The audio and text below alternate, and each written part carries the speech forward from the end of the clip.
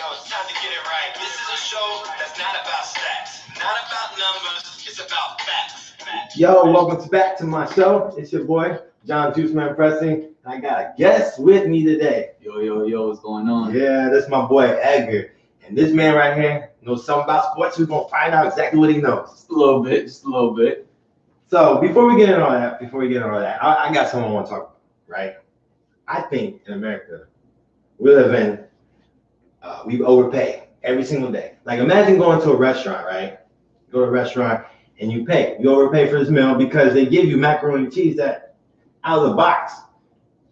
What's that? I mean, hey man, I used to work for a restaurant that sold Kraft mac and cheese at $6.95. $6.95. I can go to Walmart and get that for what price? I'm just saying. We overpay in America every single day. I mean, I pay for a game. I go to a game, right? And the product doesn't perform on the field. Should I get my money back? That's what I want to know. I feel like I should get my money back. That's just how I feel sometimes. Like, we pay for things, and they don't produce on the field. And I'm saying all this to get to Kirk Cousins, right? I'm saying this to get to that $84 million, 3 years. I understand. You got Jimmy G. It's a lot of money, man. A lot of money. It's a lot of money. I'm going to give you a number. All right? I'm going to give you this number. 4-12. You know what that number is? That's Kirk Cousins' primetime career record. 4-12. So all Monday night, Thursday night, Sunday night. Primetime, Kirk Cousins falls. 4-12. 4-12. Now, they go and do this because, why? The Eagles mocked them, right? And that's Case Keenum's fault. I'm just kind of curious, like, when do we start to wonder, did we overpay for Kirk Cousins? That's a tough question, man. I mean, because he's shown, bits and pieces where he can be that guy, but for the most part, that record numbers don't lie. 4-12. I've seen games where you need a drive or you need a play, and I haven't seen him do it yet. So to tell you that he's worth $84 million, it's a tough question. This is another thing. This is why he got that money. Let me just break this down for you. He had 3 years in Washington, 40,000 yard seasons, okay? So Kirk Cousins is one of them guys. I mean, you got Jimmy G, you get all this money for what, 5 games? Like, yeah, 5 games? I thought that was crazy. Then I'm going to give you so I'm going to put this perspective because I believe that Kirk Cousins, we can't say that until he has 3 years. He had 3 years. What does he have to do in them 3 years for us to believe that was worth the money? That's my question to you. I said minimum Super Bowl appearance. With the talent that team has, the receivers, the running game, that defense that was playing really stout in the beginning of the season, now it's looking like it's on edge. But I say minimum Super Bowl appearance. They were there last year at the NFC Championship game with Case Keenum. So to me, minimum is that. Minimum is that. Minimum. I want to say win, but I'll take a Super Bowl appearance and say that's successful. I know last show we were talking about knee-jerk reaction, but to me, that 84 million is knee-jerk reaction, okay? Like, that's just me. All right, so if you're going to do that, we live in America where we want product. We want it now. We live in a world where we want, what have you done for me lately, right? So this man can't get me back to where I was. And past that part, the first year, maybe, I wanted the first year. You should definitely win your first playoff game. I want to go there and you have the same thing going on that you did in Redskins. Is that worth my money? I mean, the Redskins, to be honest with you, looking just as good as the Vikings were up until the game that just passed, and they still played the Texans tough with an Alex Smith who unfortunately got injured. But we're gonna talk about that. That's a very unfortunate situation there. Yeah, that's sad. That's super sad. But I mean, who's to say Kirk Cousins in Washington this year would even be 6-4? I think they are now. They were 6-3 prior to the loss. That's good. And the Vikings are, I believe, under 500 now with that loss. And the thing with the Vikings, the biggest thing about what just happened was the playoff picture. Yeah. And all of a sudden, like you were going for the division lead, and now you're a wild card. You started the season as Super Bowl favorites, contenders at the very least. You started with the division lead. You had the Packers ailing. You had the Bears not looking what direction they were going to head in prior to that Mac trade, which is insane. That's their season. Let's talk about the Bears real quick. So let me ask you this. Okay, so Bears, we're going to talk a little bit about the Bears division real quick before we go into the actual playoff. But the Bears have Mitch Trubisky. Are you a believer in Mitch? See, that's the thing. He looked okay last night. And I think that defense is so good that he has to do enough. He just has to do enough. You don't need a lot out of him, but he can't make the mistakes that he still seemed to make a pick or two last night that they were just inerrant throws. So this was last night Bears defense good and Vikings offense bad, or just are the Bears legit? That's what I want to know. Are the Bears legit? That defense is legit. That offense still has its questions. Now they have talent. Can they be consistent with that talent? Tariq Cohen has been showing a lot. Allen Robinson's back from his injury. He's been playing okay. If Mitchell Trubisky doesn't make those key mistakes, that interception, take that sack, they can make some noise. I don't see them getting past, let's say, the Saints. I don't see them being better than. It's unfortunate, but I would want to say I can't even say they're better than Atlanta. What happened to defense win championships though? You can't do that no more. That could be possible. They could prove everybody wrong with that. If that defense keeps playing how it is, they had a pick six yesterday. You had Khalil Mack. I seen him in there with a big sack late in the game that changed the momentum. That defense is solid. It's what it is we're not used to them being this good right now. We didn't think it happened this way. Yeah, that's true. We didn't think it happened this way. That's coaching then, right? You gotta have coaching. I give him a lot of respect. Matt Nagy, he's a great coach. Made some good play calls, and he's got that team playing hard right now. So let's go right into the playoffs. And we just went into this. Okay, so you got the NFC North, right? You got the Bears probably going to win the division. The Bears are nice. They're 7-3 right now. How many games is that above everyone else? I believe at least 2. Yeah, I think 2. Yep, they're 2 because Packers lost. Yep, and they're out. They lost to Seattle. They're done. You might as well stick a fork in them.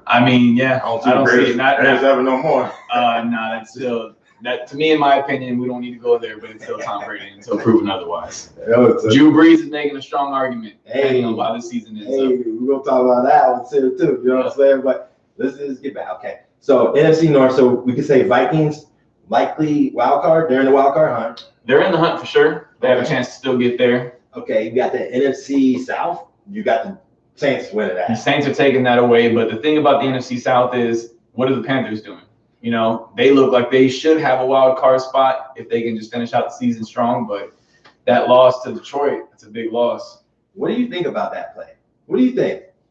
I would have let it gone into overtime. I would have taken the extra point and gone into overtime. But I also see why you make that play, because you have a quarterback who should be able to make that play and who can make that play.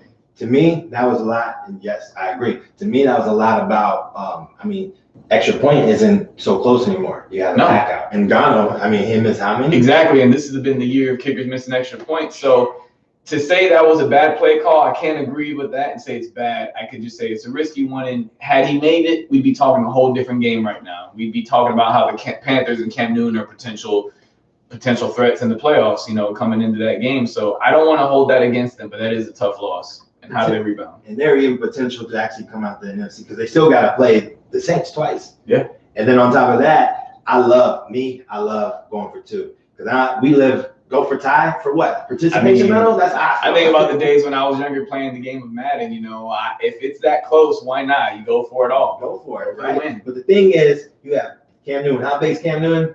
6'5", 6'6". One of the best mobile quarterbacks to ever play the game. Exactly. You're 2 yards out. You got Christian Gadget McCaffrey behind you.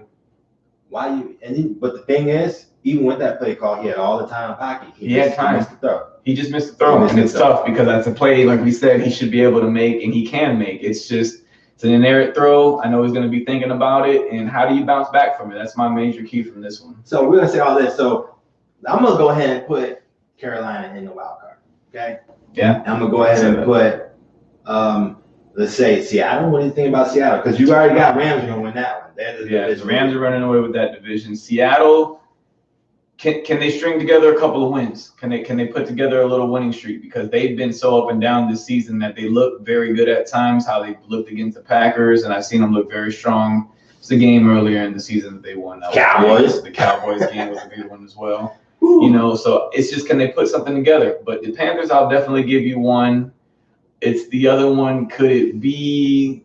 Can the Vikings make that push like you were talking about with Kirk Cousins? He's going to show why he's worth that $84 million. We're going to find out. So you got the Vikings and you got Seattle. They can be fighting for that last wild card spot because we already got Carolina. Carolina's better than both them teams. I think they're better than both. Okay. I mean, unless Philly puts together an amazing, but that's going to be for the division more than wild card, I believe. Exactly where we're going right to. Nice transition. Right to the NFC. Yeah, I was thinking about the NFC for a little bit. NFC East.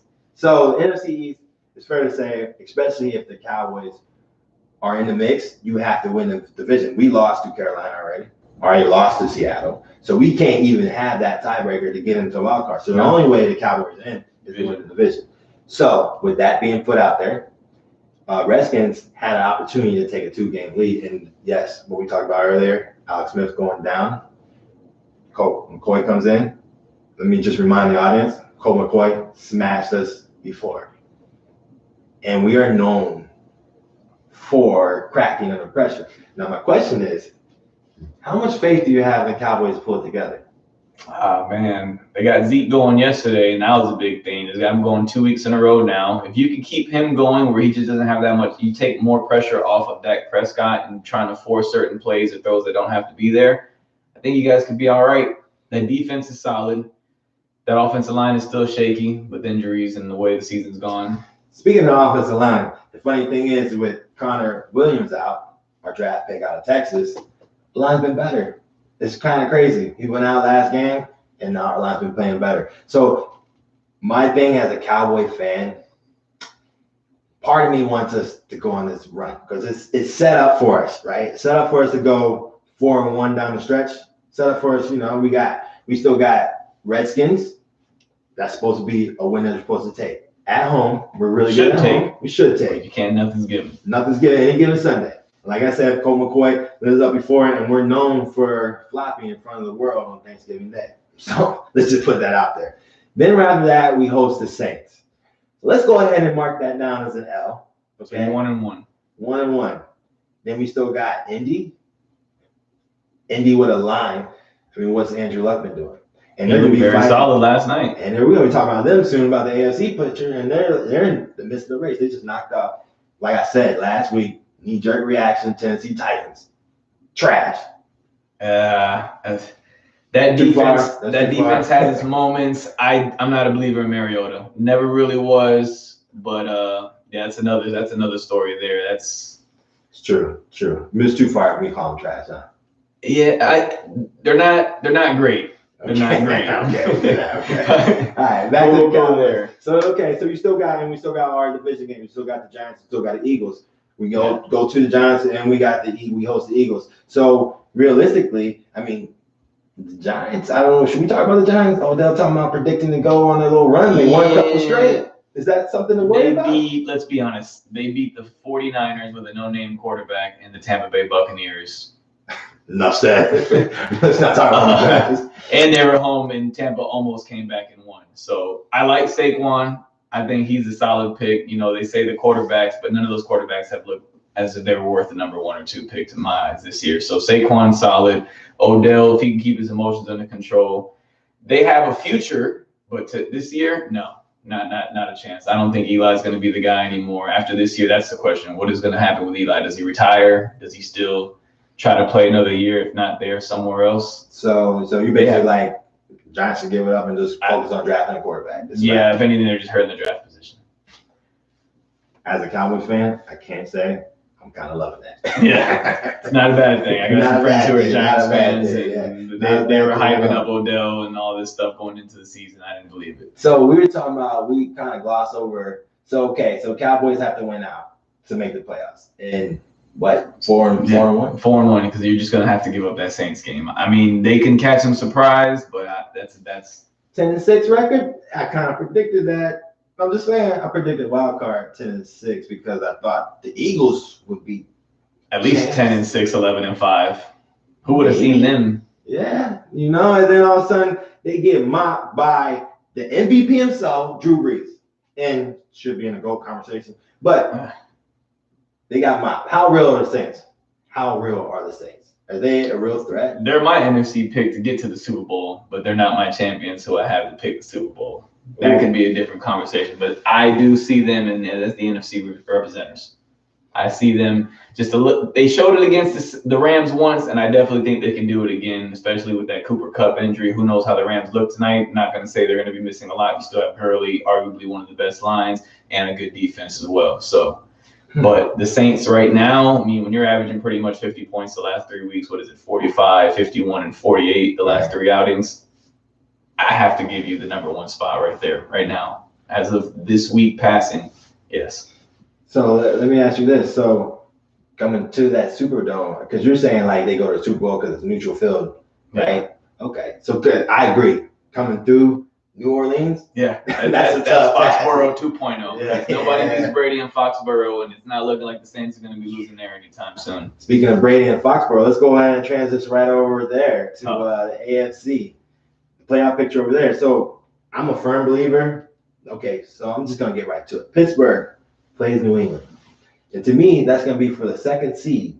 Is that fair to say? Because I think Kansas City is going to be 1 seed in the AFC. I think New England's going to wrap up the 2nd seed when it's all said and done. That's going to be a very good game, crucial game, but I just don't see anybody beating anybody at Foxborough or beating the Patriots at Foxborough. Tom Brady's proven there too many times. I could be wrong. You know, he's had a couple down games the last 3 weeks without throwing a touchdown, but I think he gets it turned around. He gets Gronk back too. Yeah, and that's a big factor right there. You know, when Gronk's in the lineup, I know some people sometimes say their offense doesn't move the same, but he requires so much attention that it would give Josh Gordon, it gives the Edelmans, it gives the James Whites more opportunities on the field as well.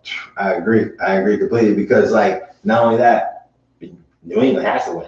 They need home field because they're on this year during the season it's 2-3. You look at Tom Brady's record during the playoffs, it's not very good on the road. He loses on the road. He wins at home, and most of the time they have the bye week, and then they have that one game at home, and then that's their history. That's the real facts right there. That's what happens when you go 11-5, 12-4, 13-3 year in, year out. Consistently now in that division that's not that strong, but you seem to think that Miami has an opportunity to make a push. I mean, I think they still have a chance for the wild card spot. I mean, the numbers show that they're there. It's just tough, and it's like, what are you going to do with your quarterback situation? You have Brock Osweiler, who hasn't been looking good for Miami the last couple of weeks, but, you know, Tannehill coming off the shoulder injury. They say he has a chance to play this Sunday. This Sunday is the game that'll decide if they actually are even a team to consider, because if they can get this win against the Colts, who's another team running as well with them in the wild card position for that 6th spot, you know, that win would be a big factor, and it'd help us and give us a big push in that direction. I just, you know, you got other tough teams there. Baltimore, how does Lamar Jackson finish out the season for him? If he does, you have, I believe it's Tennessee's technically still in the picture. I don't think they'll get anywhere. We're not with the Mariota injury that just happened. And the 4th team would be the Bengals. You know, A.J. Green's going to be coming back from injury, but they haven't been on the brighter side of the season so far. They've been on the downturn. So, I mean, it's going to be a tough 5 weeks. And okay, let me just tell you, we're going to do Miami. Miami's in the picture, okay? Yeah. So to me, I'm not a believer in Tennessee. Yeah. At all. And it's partly because of Mariota. You said he's hurt now. Now he's hurt. And they just, to me, their offense don't have real identity. Corey Davis is amazing. You don't get on the ball enough. You got the running back situation, you know. Yeah, Deion Lewis and Henry. I mean, anyway, so Baltimore, before we talk about Miami, because I think Miami and Indy is crucial. That's going to be the winner if we're going to talk about Miami being a contender, okay? Yeah. Now, Baltimore, you said about Lamar. Do you think you should take – I think – because I watched him yesterday, and all I could think of is no way. This guy, you know his figure. He's not that big. Yeah. 27 carries. I don't see him doing that every game. I know it was a lot yesterday, but that was required for them to win. They needed every bit of those 27 carries. There were plays, you know, they were broken plays. He didn't see anyone downfield. He might have pulled the ball too early, you know, didn't feel too comfortable in the pocket, but it was his first start. What rookie just comes in right away and feels the pressure like a Tom Brady or a Drew Brees and can move around that way? But I think he did fairly well. There were a couple of throws he made that were huge, you know, 1st down throws that they needed on 3rd and shorts, 3rd and 4s. And I think he's shown me enough because I think I've seen enough of Joe Flacco. So that's basically what it is. Flacco. I mean, how high is Flacco's ceiling? Where are they at prior to him getting injured? Or how good was he looking? I mean, to me, he started off hot and then kind of filtered like he has been doing lately. Yeah, he'll give you 3 touchdowns one game. You know, he'll show his arm strength still there, and then he'll give you 3 interceptions the next. It's Lamar Jackson time. Are you like? I'm buying Lamar Jackson. I hope the best for him. I'm a fan of him. He's exciting. You know, he's honestly one of the most exciting quarterbacks, minus Patrick Mahomes this year. That, you know, after just one game, you know, I like to see it. I like to see him go ahead and just roll with Lamar Jackson the rest of the way, because after this season, are you still going to roll with Joe Flacco even if he came back and you don't make the playoffs? I mean, he does. He's still on a contract for like, I think, 2 more years. So you got this year, next year, and then trade him to the Browns. To get rid of him. Not anymore. They got Baker Mayfield. You know? Trade him to the Raiders. Yeah. I mean, they need help over there. You probably missed them. So trade us some. Get one of those first-round picks that they got. They've compiled what, 5, 6 of them.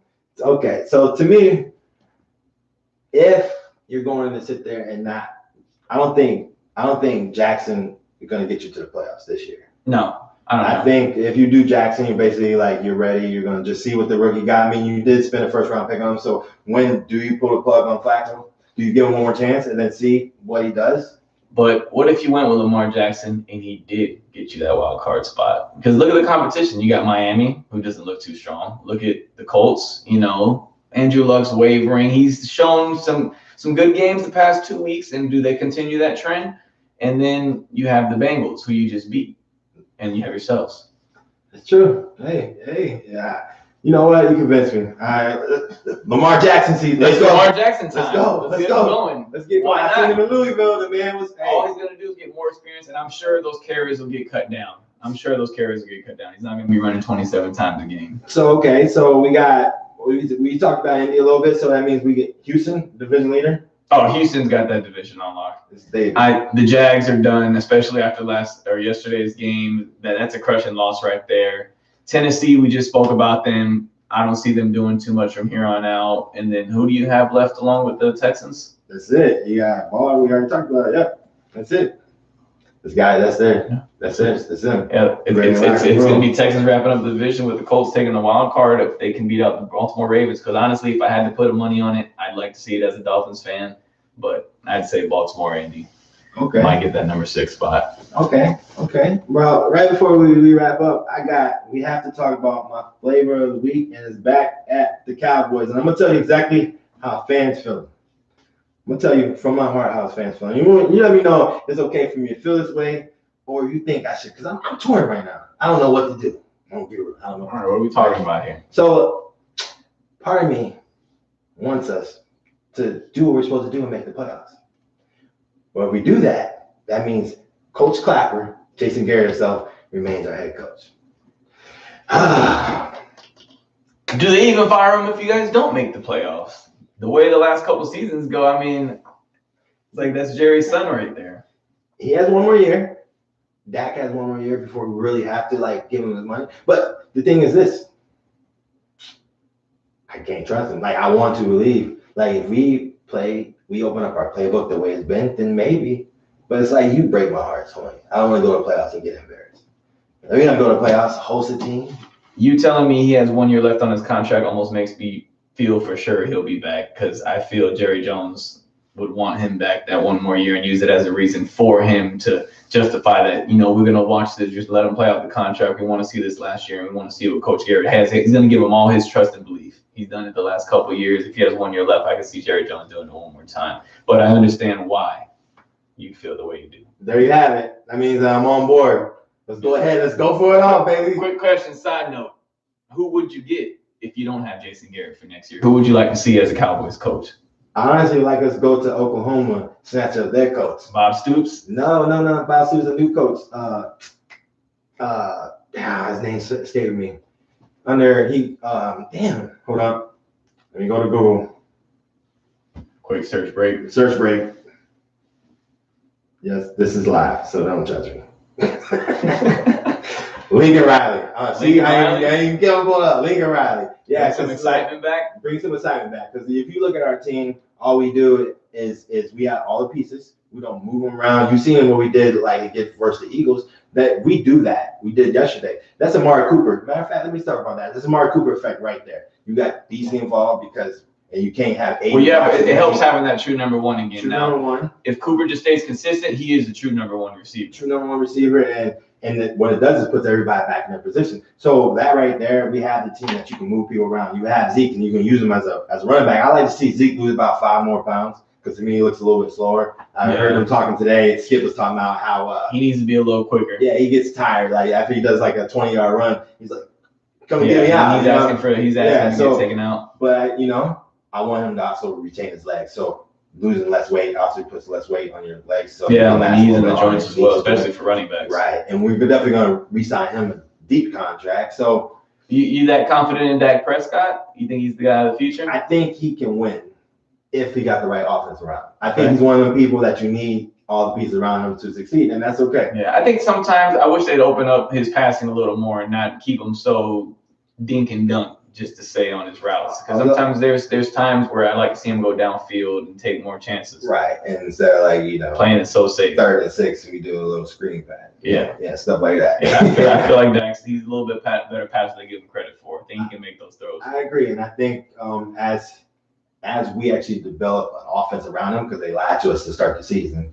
They said they have a Dak-friendly offense, and we didn't. So now if we actually start to do that, Dak-friendly means complimentary to Zeke running. Yeah. So we establish that, then maybe, but like I said, what coach can do that? Let's see if we make a run, that means I'm trying to see us upset the Saints. No, if you guys make that run, he's definitely going to be back as your coach next year. Definitely. And we have to, I want to see us do big games, though. I don't want us to win the ones we're supposed to win.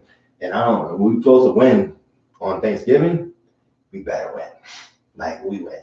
Well, that might be the deciding factor for your coach's future after that game. That just might be it. Anyway, thanks for tuning in. I got my boy. Thanks for having me, man. It's been fun.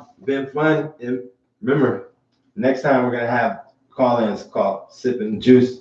All right, you can be calling in, talk to Bro Boy. Let me know what I'm talking about. You don't agree with, you probably won't, but hey, call in anyway. Let me know how you feel. Remember this. Peace and love.